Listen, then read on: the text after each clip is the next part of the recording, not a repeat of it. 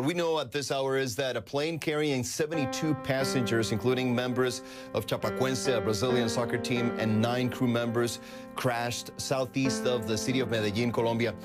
This was a British Aerospace 146. It went down on approach to Medellin, as you said, carrying a Brazilian soccer team that really had been, quote, living a dream this soccer season. Deadly plane crash, the horrific scene, that team celebrating a Cinderella season, and almost every one of them dying on that flight.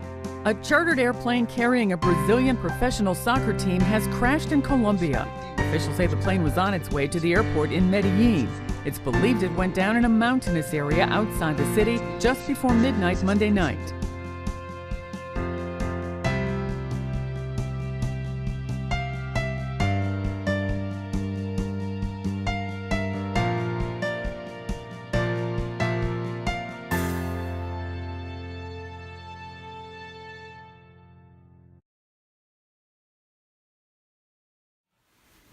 You know, it wasn't even a big deal at first. This tournament is happening every year. There's obviously always going to be an underdog. And, I mean, this team wasn't even on the world scale of like top 100 teams, top 200 teams. I mean, this team really wasn't anything at first. Autoriza o árbitro. Kleber Santana também por ali. Arthur Maia de canhota na trave. Brigou Josimar no rebote. Sure, they beat Cuiabá 3-2 on aggregate in the second round of the tournament, but, I mean, no one was looking at this team yet. It wasn't a big deal at all. It happens every year. I guess you could say their performance in the Copa Sudamericana was putting Chapecoense on the map, but it really wasn't having a huge effect on the grand scheme of things. After Chapecoense beat Independiente 5-4 in penalties after 0-0 on aggregate, I think we all knew that something really special was happening with this team. El técnico brasileño Tagliafico.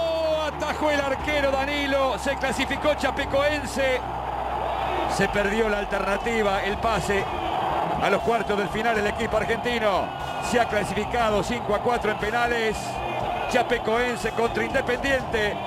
You know, I think it was at this point in the Copa Sudamericana, the quarterfinal stage, that it was set for them. They knew that good performances and the same desire and the heart that they put into the last matches, if they put that same heart and desire in again, then they could definitely go places. No peito, ajeitou, finalizador, botou na grande área. 1-1 no agregado. Quem sabe o golzinho ainda o segundo antes do final do primeiro tempo. Vieira vai sobrar, Gil, mandou pro gol.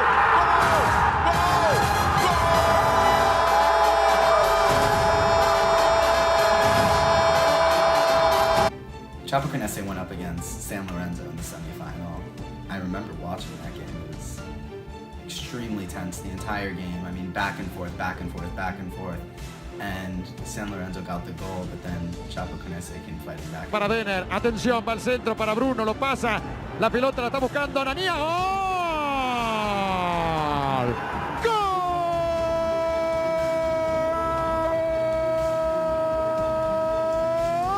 De Chapecoense. And what were your feelings going into that final game? Going into the final, I thought they had the world behind them. They were the underdog. Everyone likes the underdog. Everyone wants the underdog to win, and it's just heartbreaking. Mamá India 2933 está en falla total, eléctrica total y combustible. La señal radar se perdió, no lo tengo, notifique rumbo ahora. Vamos con rumbo 360. No lo tengo con la altitud, Lima May, India. 9.000 pies, señorita. Vectores. Está a 8.2 millas de la pista. Daylight revealed the broken remains of the chartered plane scattered across the hillside outside of Medellin. Slowly, helicopters approached the site to remove the dead. The Lamia flight was forced into a holding pattern south of the runway. And at 2:56 GMT, the transponder signal from the Lamia craft was lost, indicating the plane crashed. It is a regrettable situation, and we can confirm the accident of the plane that was carrying the players. We are accompanying the teams necessary for Medellin, the firefighters and ambulance crews. The important thing here, seeing that there might be survivors, is saving lives. That's first and foremost. The crash occurred around 8.5 miles outside of Medellin. The Colombian Air Force and Rescue, which I'm a part of, was dispatched almost immediately. There were bodies everywhere. The smell of burnt corpse is stinging in my nose forever. It will be stinging forever. In total, I believe there were 71 people killed. And Kadu asked me to move to the front so journalists could sit in the back. I remember that. At the time, I didn't want to. I didn't want to move.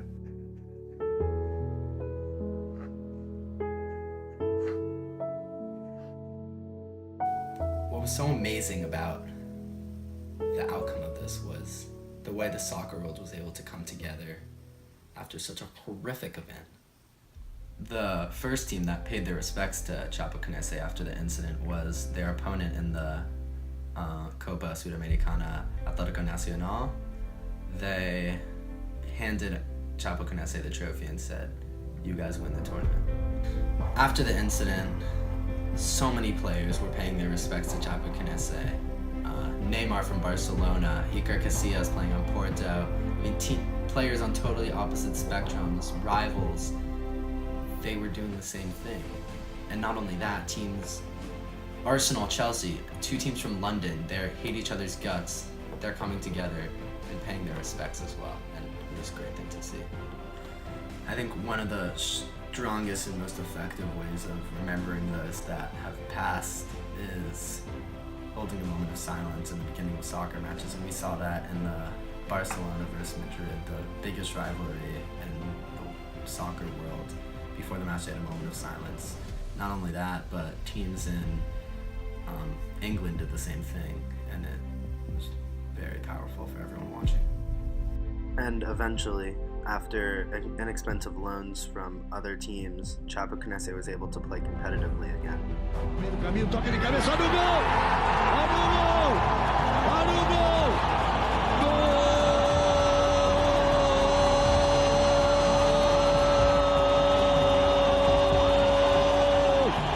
Da Chape!